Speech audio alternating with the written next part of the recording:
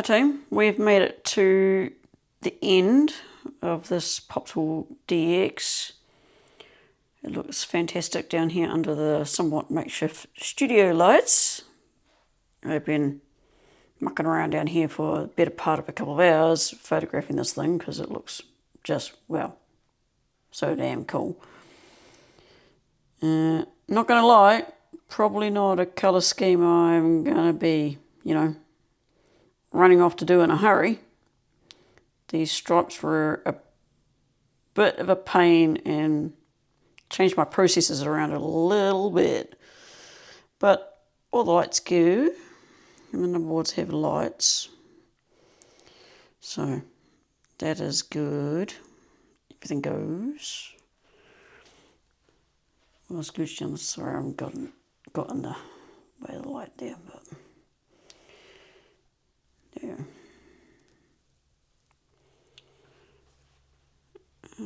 So there's a speed board down there. The number plates came up awesome, as always. If I can get that to focus on that. Those number plates are by Back Bar.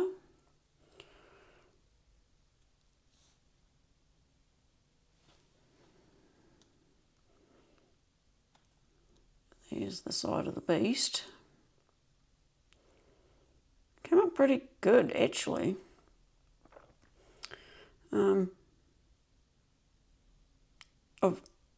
Obviously, as you would have already seen, that's our brass cab. It looks fantastic. Yeah, I'll flip this around and let you have a look at the other end. So here we are at the other end. This is where the real business took place on this loco. Like these stripes, they gave me nightmares. But all came out well and good in the end. The tail lights look fantastic. Here we go, and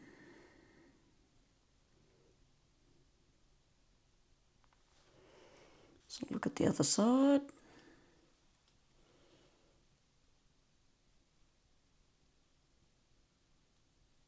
All in all, came up pretty good. So I will thank you all for following along on this project. The DJ is pretty close on its heels, so we'll give that its own solo flight too.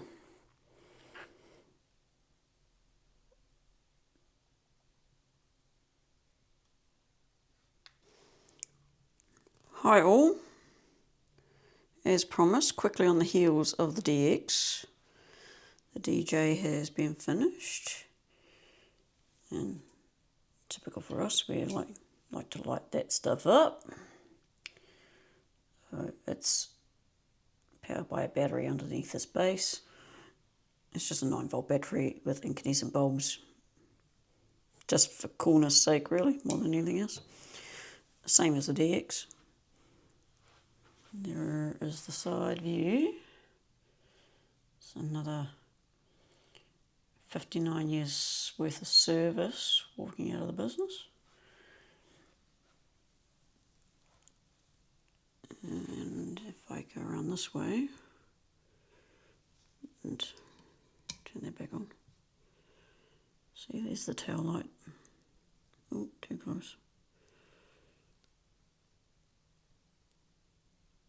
Yeah, I'll turn around to the other side.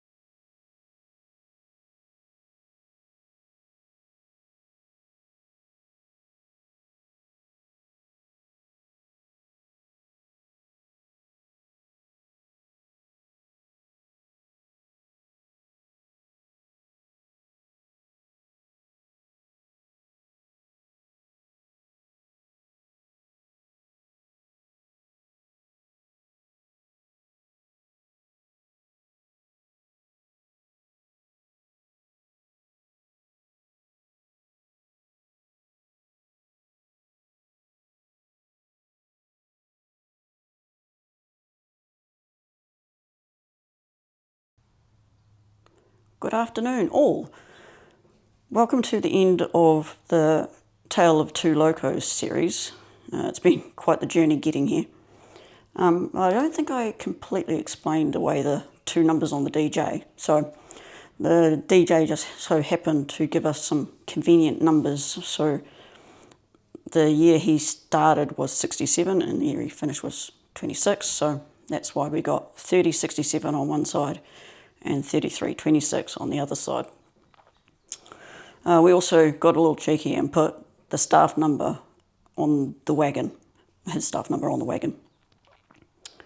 They both came together really well in the end. They look fantastic. You guys seem to all enjoy watching their progress, so it's something we'll probably keep doing.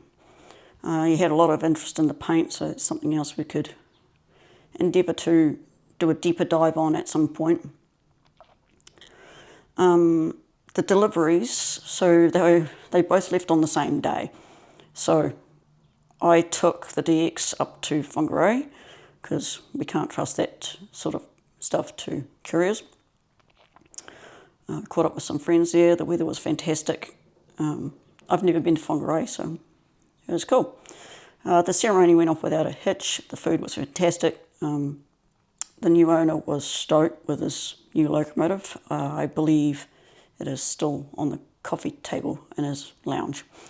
So there you go. We weren't sure if Michael was going to get to the DJ one, but he managed to get up from night shift in enough time to get into train control to see it and witness it.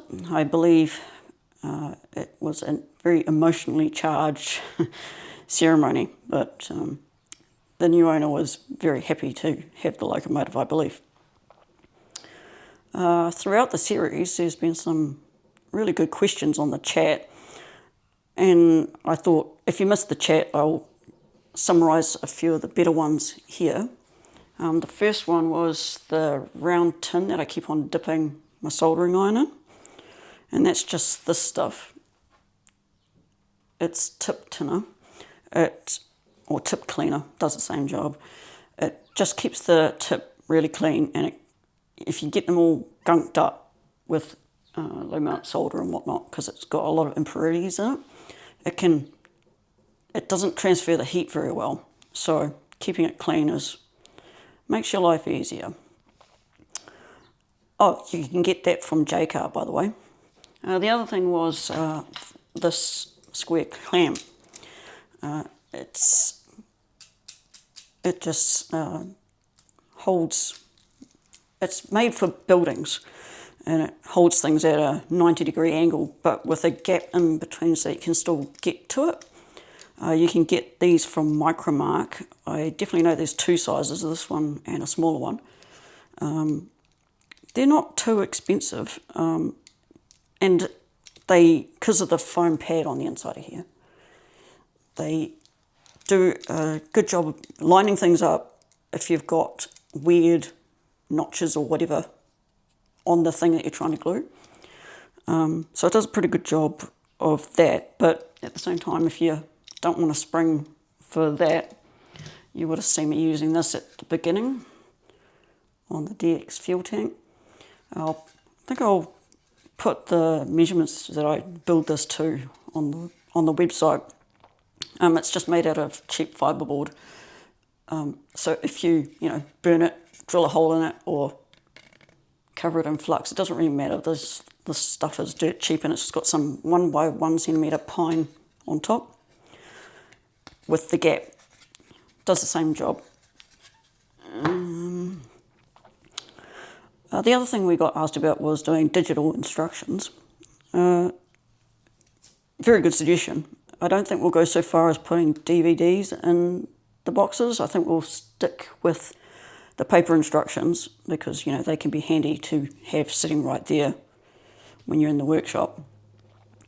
But I think it will be something that we probably keep putting on YouTube as, in digital instructions as it were. I got a bit of flack over at Woodville about my silent movies. Fair enough. But in fairness, that whole series was never planned to be on YouTube and never planned to be videoed, because between the time that we knew that they put in their notice to when they actually left, it wasn't a very long time in between having to get 2 locos built. So the future videos will be better planned out, and I'll actually talk you through what I'm actually doing instead of a frantic flurrying of parts and tools in a frantic hurry to get things done. I think that's about all there is on those 2 locos. But while I have you with a bit of spare time, we can give you a few updates.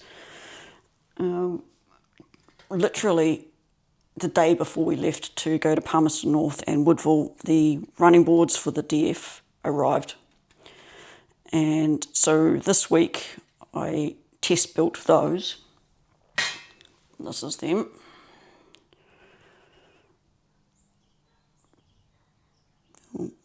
We're struggling with focusing. I'm too close, sorry. There's the other end.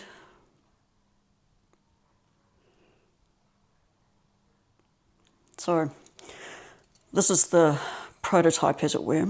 There's some things in here that there are a couple of drawing errors to start with that are nice to fix. But there is also some things in here that I didn't really like the design of, and I thought if I change it a little bit, it'll be easier to build.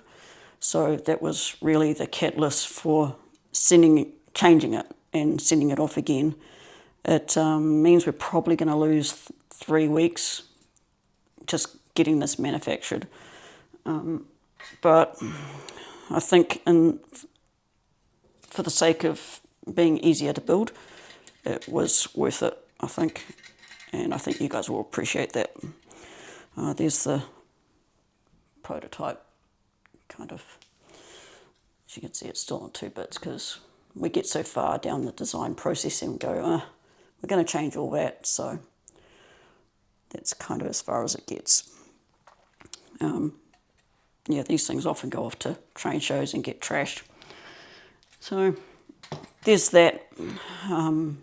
Yeah, less than ideal, but it's the right thing to do in the long run.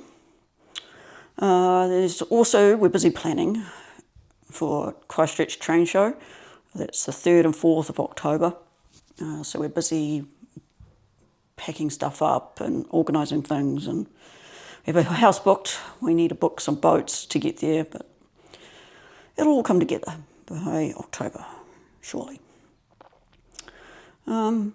That's about the biggest updates I've got for you. I'd like to take a quick opportunity to thank you all for tuning into this quite long series. Yeah, it's been great having you as along. It's been good having the questions and the comments. So, yeah, continue giving us a thumbs up. It helps the channel out a bit. And I guess now we're on to the next thing. We will see you in the next video, which will probably be our Woodville video. We had a great time up there. We'll see you in that one.